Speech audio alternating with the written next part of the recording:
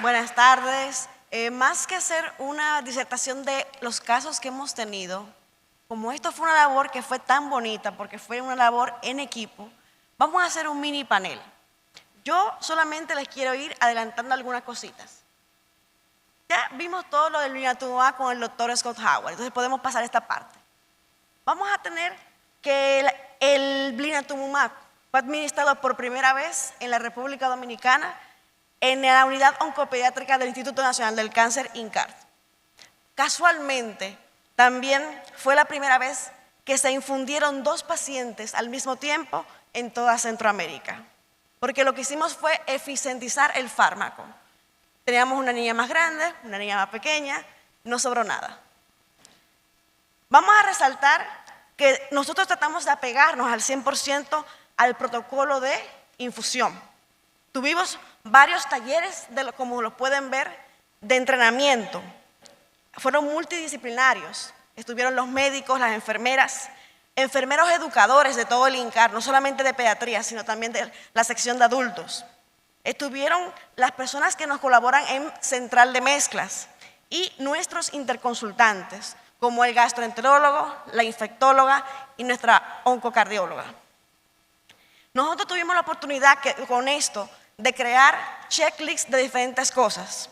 Checklist de administración del cambio de bolsas, checklist de hoja de cálculo y hoja de dispensación por día, por fecha, por hora, por dosis y por cantidad de solución estabilizadora para los que iban a colaborar con nosotros en la farmacia. También creamos un chat de WhatsApp, donde todo el equipo del oncopediátrico, incluyendo administrativos, residentes de oncología pediátrica, enfermeras, estuvieron involucrados. ¿Qué hicimos con estos niños? Esto ya van siendo puntos de aprendizaje.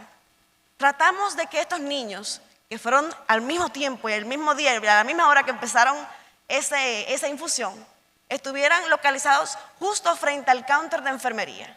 Nosotros tenemos habitaciones, 23 habitaciones que son suites, entonces en la habitación 301 y 303 los pusimos para que las enfermeras estuvieran todo el tiempo, el 100% total del tiempo, atendiendo a estos pacientitos. Aprendimos también que es mejor ponerles catéteres venosos centrales, accesos venosos de 3 lúmenes, y los procedimos a identificar con diferentes colores cada uno, sabiendo que el del blinatumomab es solamente para el blinatumomab. También colocar a los pacientes justamente a nivel separados. Estuvieron uno detrás del otro, pero en habitaciones separadas. Hubo un seguimiento muy grande con psico-oncología. Antes de nosotros seleccionar a estos pacientes, hablamos con estas madres para saber si iban a tener la fortaleza de estar 28 días seguidos dentro del hospital. Exaltar el empoderamiento que tuvo nuestras hematólogas, la doctora Janie Vega, la doctora Joana Rodríguez Belete, y también resaltar la experiencia de nuestra terapeutóloga pediatra, y resaltar que es la única que hay en el país, la doctora Omagelin Taveras, quien en su preparación profesional en México, en el ITO, tuvo la experiencia de manejar blinatumomab. Hubieron situaciones adversas, leves y moderadas, enfrentadas en equipo, pero también es una historia de éxito en equipo. Ahora, a continuación, les presento a nuestra residente de oncología pediátrica, Mariela Hernández, quien nos va a hablar de los casos. Muchas gracias. Entonces, ya continuando con nuestra presentación, entonces tuvimos que nuestro objetivo en sí fue describir la primera experiencia del uso de blinatumomab en pacientes pediátricos con leucemia linfoblástica aguda en República Dominicana, evaluando lo que es la seguridad, la eficacia y la factibilidad en un contexto local. Nuestros pacientes fueron 3 pacientes con diagnóstico de LLA PreB que recibieron blinatumomab, como mencionó la doctora, por una infusión continua de 28 días. Nuestros criterios de ingreso fue pacientes que presentaran enfermedad anemia residual positiva posterior a la inducción. Ya continuando con el caso 1, tuvimos una femenina, 10 años al debut, no antecedentes mórbidos conocidos, la cual debutó en noviembre del 2022 con historia de fiebre, dolores óseos y pancitopenia. Se le realiza aspirado de médula ósea, donde se diagnostica como una leucemia linfoblástica aguda, pre-B, riesgo alto por la edad. En ese entonces, el sistema nervioso central 1, sin translocaciones de mal pronóstico, Filadelfia negativo, por lo cual nosotros iniciamos con el protocolo INCAR 2022, que es un protocolo adaptado del COC con el OPCA 2011. ¿Qué pasa? Cuando la paciente se encontraba ya en fase de mantenimiento, ciclo 6, presenta disminución de los niveles hemáticos y confirmamos la recaída aislada a médula ósea en noviembre de 2024. Iniciamos protocolo de recaída, en donde luego, en la consolidación 2, realizamos una enfermedad mínima residual, la cual nos reportó 3.12%, y ahí comenzamos el proceso de adquisición del blinatumomab. Como mencionó la doctora, nos dimos cuenta que cuando hicimos los cálculos iba a haber un excedente, entonces decidimos aprovechar el excedente para administrárselo a otra paciente de menor edad y menor peso. Luego de la infusión de la paciente 1 del blinatumomab, tuvimos una enfermedad mínima residual de 0.0014%. Actualmente la paciente se encuentra en mantenimiento ciclo 5. Cabe destacar que no existen protocolos, todavía no tenemos protocolos de trasplante, pero estamos en proceso. Ya en cuanto a las complicaciones que presentó la paciente del caso 1, las complicaciones, las eventualidades extrínsecas, que tuvimos con esa paciente, en los días 3, 4 y 5, los lúmenes distal y medial del catéter no tenían retorno, pero sí infundían. Y ya en el día 1 al día 6, el excedente de la solución oscilaba entre 150 a 150 ml aproximadamente, y ya la infusión del día correspondiente a días 7 y 8 se agotó antes de la hora de recambio, porque teníamos una hora, como mencionó la doctora Gómez, que cada cierta hora se tenía que recambiar la solución. Entonces, ya cuanto a las complicaciones que presentó la paciente como tal, dentro de las eventualidades intrínsecas, en el día 16 de la infusión, la paciente presentó neutropenia severa febril, por lo que se inició una profilaxis antibiótica con ciprofloxacina. Ya en cuanto al caso 2, que fue la paciente que simultáneamente se infundió con blinatumomab, tenemos que fue es una femenina de 5 años de edad sin antecedentes mórbidos conocidos. Ella inició su tratamiento en otro centro de salud, fue diagnosticada en julio del 2021. Luego de esto recibió inducción, consolidación, y luego de la consolidación la paciente se perdió en el otro centro de salud. Nos llegó a nosotros 2 meses después, donde realizamos aspirado de médula ósea, no contábamos con enfermedad mínima residual al momento, pero hicimos una citometría de flujo que se encontraba negativa, por lo que, tomando en cuenta que la paciente había hecho un abandono de tratamiento, iniciamos protocolo de alto riesgo del INCAR, como ya mencioné, un protocolo del COC con el AOPCA. Entonces, ya cuando la paciente se encuentra en ciclo 9 de mantenimiento, presenta datos clínicos de recaída. Entonces, por lo cual se confirma la recaída y iniciamos protocolo recaída BFM 2022.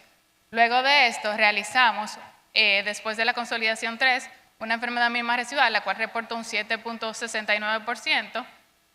Aprovechamos que teníamos un excedente de la paciente, o sea que podíamos infundir simultáneamente con la paciente 1 y se administró blinatumomab teniendo una enfermedad mínima residual posterior a la infusión de 0.00333. Actualmente la paciente se encuentra en mantenimiento ciclo 3. Dentro de las complicaciones que nos presentó la paciente, extrínsecas, del día 1 al día 6, tuvimos un excedente de solución de aproximadamente 100 ml. Y ya en cuanto a las de la paciente como tal, en el día 3 ella presentó una elevación de las transaminasas 3 veces del valor inicial. Cabe destacar que a ambas pacientes, antes de infundirle el blinatumomab, se le tomó un panel de todas las analíticas para tener analíticas control. Ya en el día 4, la paciente presenta un síndrome de liberación de citoquinas grado 1, porque presentó temperatura en 38 grados Celsius y vómitos en 2 ocasiones no proyectados. Ya en cuanto al caso 3, tenemos que es una femenina de 5 años de edad sin antecedentes mórbidos conocidos, la cual debutó con hiperleucocitosis en octubre del 2024, por lo cual se le administró un protocolo INCAR 2022 para alto riesgo por la misma hiperleucocitosis. Posterior a la inducción, realizamos una enfermedad mínima residual, la cual reportó 0.08, por lo cual vigilamos de cerca a la paciente y realizamos una enfermedad mínima residual post-consolidación, la cual nos reportó 3.12%, por lo cual decidimos infundir blinatumomab y la enfermedad mínima residual post-blinatumomab nos dio un reporte de 0.003%. Actualmente la paciente se encuentra en ciclo de mantenimiento 1.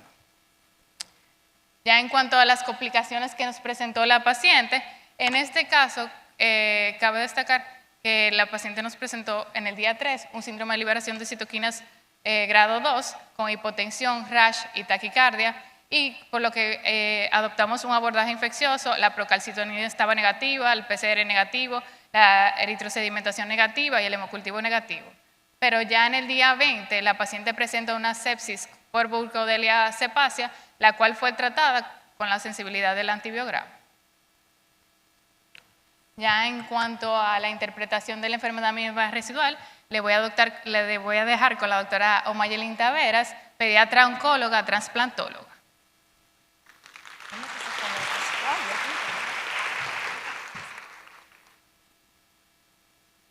Bien, nuestro paciente, luego de que terminaron la infusión de blinatumomab, pues evidentemente hay que hacerle una enfermedad mínima residual.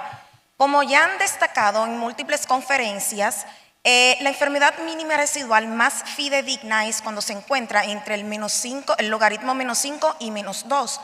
Nosotros tenemos la dicha de que tenemos un logaritmo -5, lo cual nos da la posibilidad de tener la identificación de una célula neoplásica en 100.000 células normales, dándonos la ventaja de tener una alta sensibilidad y especificidad para poder demostrar la respuesta al tratamiento.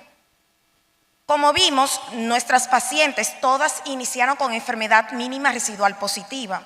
En LLA, una enfermedad mínima residual positiva se considera toda que esté por encima de 0.01%.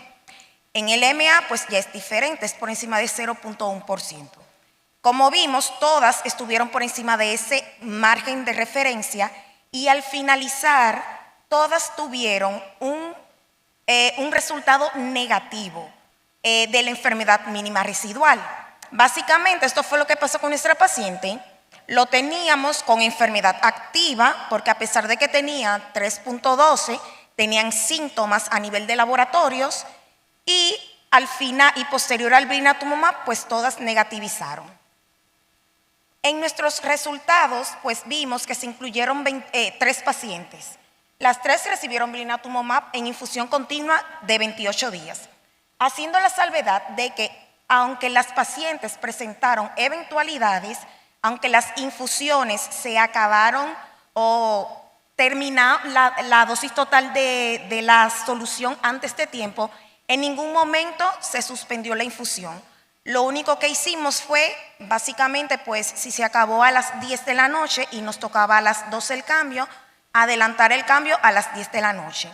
Recordando que no podemos detener la infusión por un tiempo mayor, pues a 8 horas, aunque lo reglamentario es no mayor a 2 horas, porque si no tendríamos que iniciar de cero de nuevo la infusión de blinatumomab. Todas las pacientes presentaron efectos adversos asociados al síndrome de liberación de citocinas, toxicidad hematológica, toxicidad hepática, resueltas sin complicaciones. Y todos al final lograron una enfermedad mínima residual negativa al final de la infusión. Como conclusiones, el blinatumomab pues se ha demostrado que es una terapia eficaz para el tratamiento del LA. La ventaja pues es una terapia dirigida, tiene una gran reducción de toxicidad en relación a las quimioterapias convencionales. La desventaja es el costo económico alto y que requiere una infusión continua. Y hay algo que hay que tener muy presente, como lo dijo el doctor Scott y ya se ha presentado anteriormente, el blinatumomab no sustituye la quimioterapia convencional, es un complementario de esta. Así como recomendaciones generales, atendiendo a nuestra experiencia, pues nosotros utilizamos un catéter venoso central. En un futuro, pues estamos planeando, en vez de utilizar el catéter venoso central, utilizar un catéter PICC para infusión continua. Y más adelante, tratar de obtener las bombas de infusión continua para que la infusión de blinatumomab sea ambulatoria. Sí se puede hacer ambulatoria una infusión de blinatumomab. Al menos en la experiencia que tuve durante la administración de ellos en México era, durante los primeros 7 días se quedaba ingresado el paciente. Si no hacía eventualidades, se iba a su casa y eso era solo con el primer ciclo. Ya luego, el segundo o tercer ciclo, si lo necesitaba, se quedaba ingresado 3 días y posteriormente se iba a su casa con su infusión continua y acudía al centro cada 48 horas al cambio. Junto con el cambio se tomaban las muestras para valorar un reajuste y todos los pacientes, al menos esos 16 pacientes que se hicieron en infusiones continuas, se pudieron culminar el tratamiento sin complicaciones y sin infecciones del catéter. El personal de enfermería es básicamente el pilar de nosotros al momento de infundir nuevas terapias. Entonces tenemos que capacitarlos muy bien, estar completamente seguros de que entienden todas las complicaciones y todo lo que pueda presentar el paciente para estar atento, para avisar al médico y siempre haciéndole recordar a ellas la utilización de asepsia y antisepsia adecuado para el cambio de la infusión. Todos los pacientes al momento del cambio de la infusión se hizo con asepsia y antisepsia como si se fuera a tomar un hemocultivo. Hay que individualizar las analíticas acorde al paciente. Tuvimos una paciente que elevó las transaminasas 3 veces su valor normal. Ese fue el caso 2. En esta paciente sí tuvimos que tener un control más estricto. Sin embargo, la paciente 1 pues solamente tuvo una neutropenia severa, nunca hizo fiebre, pues a ella le hacíamos, por ejemplo, analíticas cada semana. A la que elevó transaminasas, pues ella requería analíticas cada 48, 72 horas. Y sobre todo, estandarizar una guía institucional para la respuesta del síndrome de liberación de citocinas. Atendiendo a la guía del AJA, del síndrome de liberación de citocinas, que realmente es una guía que se implementó para los TCAR cells, que es de adultos, la extrapolamos a la parte pediátrica y lo que hicimos fue que hicimos un panorama de que ese paciente podía presentar síndrome de liberación de citocinas grado 1 en caso de que lo presentara colocando los síntomas, ¿qué iba a hacer la enfermera? La enfermera ni siquiera tenía que esperar que nosotros llegáramos para darle una indicación de colocar dexametasona, colocar la metil. No, ellas simplemente presentaba el síntoma, avisaban, pero ya tenían todos los medicamentos precargados que le correspondía al paciente en una mesa pues que estaba en la habitación. También es muy importante, no queremos que ocurra, pero siempre hay que tener una hoja de paro en la cabecera del paciente, porque puede ocurrir cualquier eventualidad. Nosotros no tuvimos esos casos de eventualidades y no tuvimos que necesitarla, pero como dice el dicho, es mejor tenerlo y no necesitarlo que necesitarlo y no tenerlo. Entonces, esto fue la estrategia que mejor nos funcionó a nosotros para poder hacerlo de una manera segura y exitosa, porque vimos que las 3 pacientes se encuentran vivas, las 3 pacientes se encuentran en remisión actualmente. Que tal vez necesiten otras terapias, pues es cierto, pero pues vamos primero al día a día y después ya veremos. Y el aprendizaje básicamente es persistir, insistir y nunca desistir. Si de inicio hubiésemos hecho caso a todas las complicaciones que presenta el blinatumomab y nos hubiésemos enfocado en eso, no hubiésemos hecho la primera infusión y mucho menos una primera infusión simultánea. Pero todo resultó bien. Y pues muchas gracias.